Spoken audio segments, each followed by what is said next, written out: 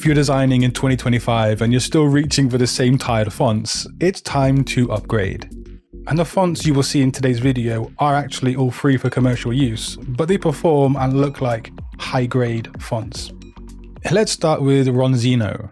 This sans serif has presence, it's confident. It's a little bit brutal, but also elegant when you give it some space. Ronzino works best in editorial style compositions, fashion forward-thinking branding, or high contrast packaging where the type is the design. And here's the value tip: don't clutter around this typeface. It thrives when it's used as the lead on a design. And you can pair it with soft neutral palettes, maybe some light grain textures, and give it room to breathe. Think title spreads, not captions. Now let's talk about one of my favorites, and that is Oconi. This is a display sans serif, and it doesn't whisper, it demands attention. With its wide set letter forms, sharp cuts, and thick blocky construction, Oconi is built for impact. It is the kind of font that thrives in environments where visual authority matters. Think brutalist layouts, music branding, streetwear designs, or cinematographic posters. This is a typeface that isn't here to decorate, it's here to lead, to make a visual impact. And what gives Oconi its value is how unapologetically bold it is. When used full width across a hero section or a stretch across merch, it creates a presence that doesn't need color or texture to feel strong. It does hold its own. But the key with a font like this is placement and restraint. Use it at scale, give it plenty of breathing room, and avoid clutter around it. Of course, it depends on your brief, but this font should be the visual anchor. And if you're working on a brand or a poster that needs to feel assertive, modern, and a little bit aggressive, Oconi delivers that tone in a truly effortless way. Just don't try and pair it with something dainty or overly ornamental. Keep the supporting elements minimal and graphic, and Oconi will do the heavy lifting on a design. Next is SK Modernist. It's geometric, it's clean, and it's structured. There's a lot of value in this one because it doesn't try hard to stand out. It just sits perfectly in modern, minimal, and tech-based layouts. And you can use this on UI headers, case studies, brand decks, or anywhere that you want some clean structure that doesn't look so sterile. Now it pairs beautifully with almost anything, and it does scale really well across digital and print designs. Next is Altica, and unlike most modern display fonts floating around right now, this one is serif, but not your traditional old style kind of serif. Altica blends classic proportions with a contemporary edge.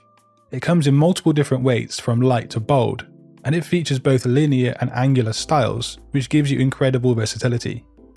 You can go refined and elegant, or you can lean into a more assertive, bold tone depending on the variation that you choose. And what makes Altica valuable is how it bridges the gap between heritage and modernity. It feels like it could live on a cover of a literature journal, or as the logo type for a forward-thinking fashion label.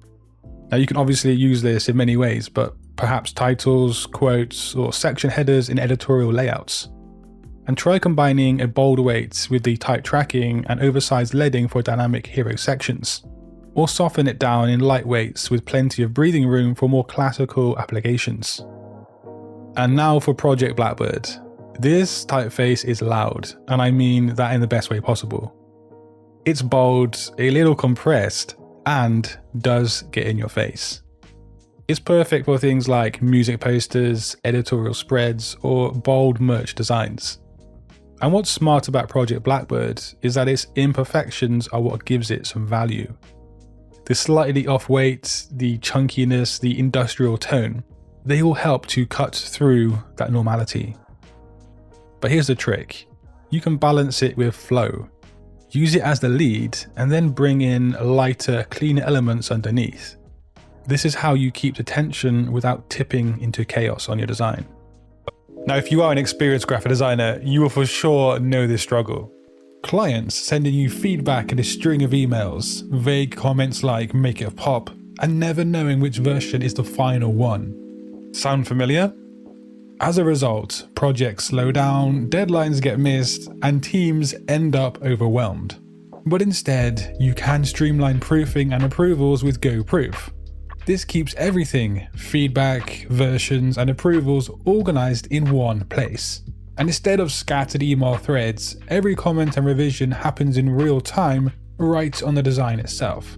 So no more digging for that latest version or no more second guessing the feedback. And with GoProof's seamless integration with Monday.com, the entire review process becomes part of your existing workflow.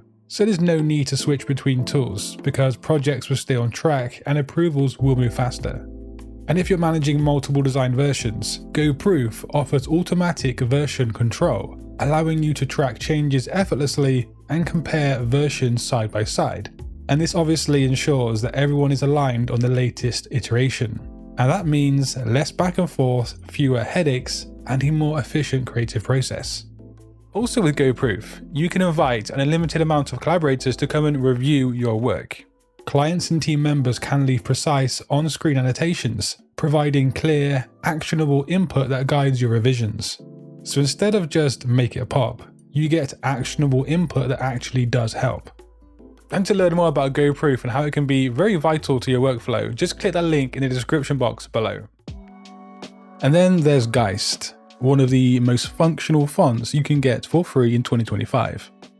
It's from Versal and it was designed for interface design, but that doesn't mean it's limited to UI. Geist is all about clarity and neutrality. It's the kind of font you rely on when you want your layout to speak without your typeface trying to steal the spotlight. And here's where Geist does add value. It's neutral, but it's not boring. So if you're working on a case study, a product spec, or a digital brand or anything like that, something that needs consistency across screens, Geist is a safe, smart choice. And one tip here is don't pair it with ultra flashy elements. Let the grid and the spacing do the talking with this one. And lastly, we have Gist, a variable font that gives you range. And that range is the value. You can go from extended to condensed, from light to bold, and adjust width depending on the format you're working on. And if you are working on, say, a branding system, this kind of flexibility is gold. You can create logo marks, UI text, and social assets all from the same type family. That gives you cohesion without being repetitive. It feels professional, it feels custom and scalable. And with Adobe Fonts offering it free as part of the library, it's one of the most useful tools in your font arsenal right now. But here's the key takeaway from today's video. Great fonts are everywhere, but premium design doesn't come from just choosing beautiful typefaces. It comes from using them well. So think about hierarchy, spacing, and intent. Ask yourself, what role is this font playing? Is it leading or is it supporting? Is it adding clarity or is it just a style? The best designers don't just pick fonts, they direct them. They know how to use them. If you want to learn some more skills as a graphic designer, just click that video on screen. But until next time guys, design your future today. Peace.